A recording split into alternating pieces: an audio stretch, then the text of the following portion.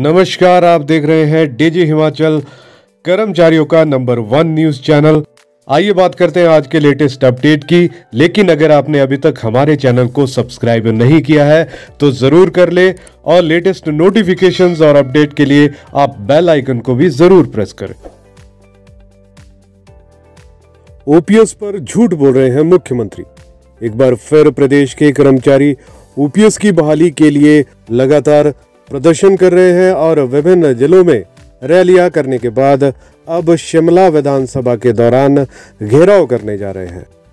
इसमें कोई दो राय नहीं कि ओपीएस प्रदेश का नंबर 1 मुद्दा बन गया है और सरकार ना चाहते हुए भी इस पर कोई ना कोई निर्णय लेने के लिए बाध्य हो रही है। लेकिन जयराम ठाकुर की विडंबना ये है कि जब तक केंद्र से ओपीएस बहाली को लेकर हरी झंडी नहीं मिलती है तब तक ओपीएस बहाली पर फैसला लेना मुश्किल हो रहा है।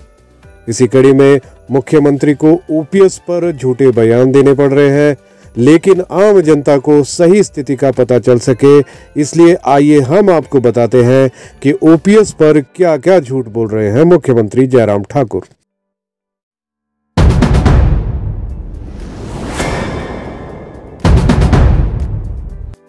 अभी हाल ही में दिल्ली से लौटने के बाद मुख्यमंत्री जी का एक साक्षात्कार देखने को मिला, जिसमें उन्होंने फिर से एक बार ओपीएस पर अपने विचार प्रकट किए।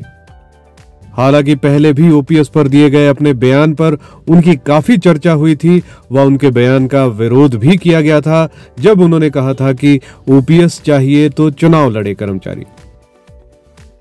इस बयान के बाद उनकी खूब किरकिरी हुई थी और जनता ने भी खूब सुनाया था कि आपने प्रदेश सेवा के लिए चुनाव लड़ा था या पेंशन लेने के लिए चुनाव लड़ा है।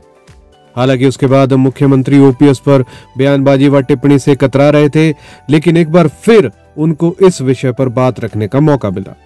दरअसल दिल्ली से लौटने के बाद एक न्यूज चैनल को मुख्यमंत्री अपना साक्षात्कार दे रहे थे, तभी उनसे ओपीएस पर सवाल पूछा गया, जिसके जवाब में वो झूठ बोलते नजर आए। आइए बात करते हैं सबसे पहले झूठ की। मुख्यमंत्री से जब सवाल किया गया कि ओपीएस पर उनकी क्या राय है, तो पहली ही बात जब उन्होंने शुरू की तो उन्होंने अपने वक्तव्य को झूठ से शुरू किया। उन्होंने कहा कि राजस्थान में क्या ओपीएस बहाल हो गई है और छत्तीसगढ़ में क्या ओपीएस बहाल हो गई है। उनका कहना था कि राजस्थान और छत्तीसगढ़ में अभी ओपीएस बहाल नहीं हुई है, वहां पर केवल प्रयास किया जा रहा है। लेकिन ये बिल्कुल भी सत्य नहीं है, क्योंकि राजस्थान और छत्तीसगढ़ में बकायदा अधिसूचना के साथ पुरानी पेंशन बहाल कर दी गई है।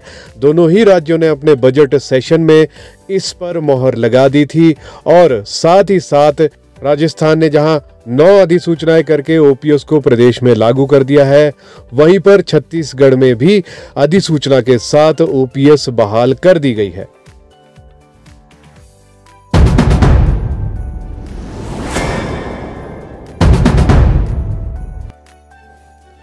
इसके बाद मुख्यमंत्री जी ये कहते हुए पाए गए कि पीएफआरडीए के साथ हिमाचल सरकार का करार हुआ है और ऐसी स्थिति में पैसा बाजार में लग चुका है और उस पैसे को वापस नहीं लिया जा सकता।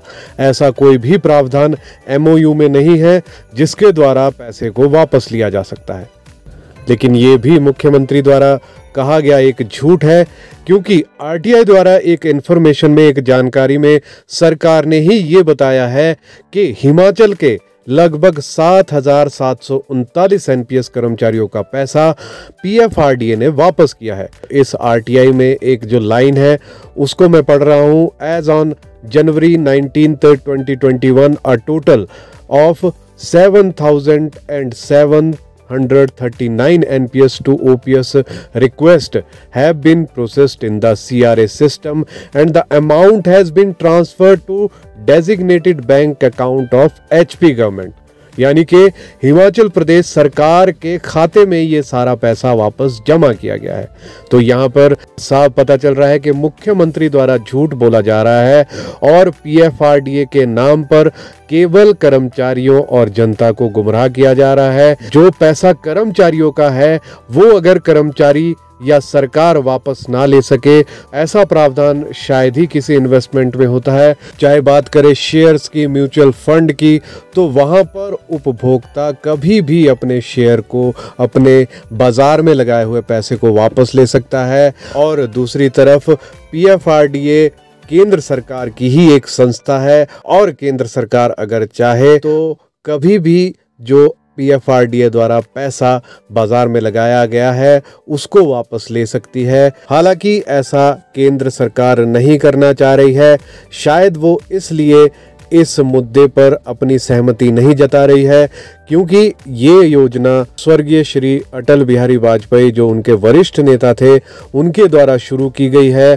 और साथ ही साथ इस वक्त जो केंद्र सरकार है वो निजीकरण की तरफ बढ़ रही है, लेकिन कर्मचारियों को पेंशन देने के हक में वह दिखाई नहीं दे रही है।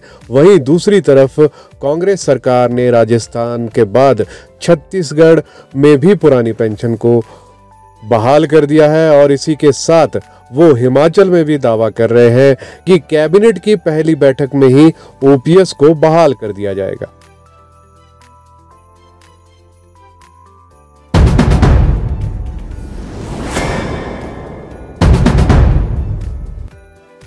इसके बाद मुख्यमंत्री ये भी कहते पाए गए हैं कि कांग्रेस झूठ बोल रही है क्योंकि वो कभी भी इस योजना को लागू नहीं करेगी, क्योंकि उनके मंत्री, उनके जो स्वर्गीय वीरभद्र सिंह उस वक्त प्रदेश के मुख्यमंत्री थे जिस वक्त 2006 के दौरान इस MOU पर साइन किए गए थे। तो अब अपने ही वरिष्ठ नेता द्वारा किए गए फैसले को कैसे पलट सकती है कांग्रेस? तो यहाँ पर भी उन्होंने एक तरह से ऐतराज जताया है कि कांग्रेस इसको कभी बहाल नहीं करेगी, जबकि ये भी झूठ है क्योंकि कांग्रेस ने राजस्थान और छत्तीसगढ़ में पुरानी पेंशन को बहाल कर दिया है और साथ ही साथ हिमाचल में भी पुरानी पेंशन को बहाल करने की घोषणा बार बार विभिन्न मंचों से कांग्रेस के वरिष्ठ नेता कर रहे हैं और कह रहे हैं कि हिमाचल प्रदेश में सरकार बनते ही पहली कैबिनेट में OPS को बहाल कर दिया जाएगा।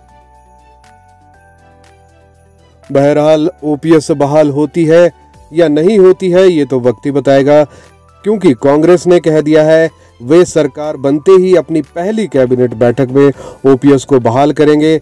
लेकिन कांग्रेस की सरकार बनती है या उससे पहले जयराम ठाकुर OPS बहाली के बारे में कोई निर्णय लेते हैं, ये आने वाले दिनों में पता लगेगा। लेकिन यहाँ पर ये स्पष्ट जरूर है कि OPS प्रदेश का नंबर 1 मुद्दा बन चुका है।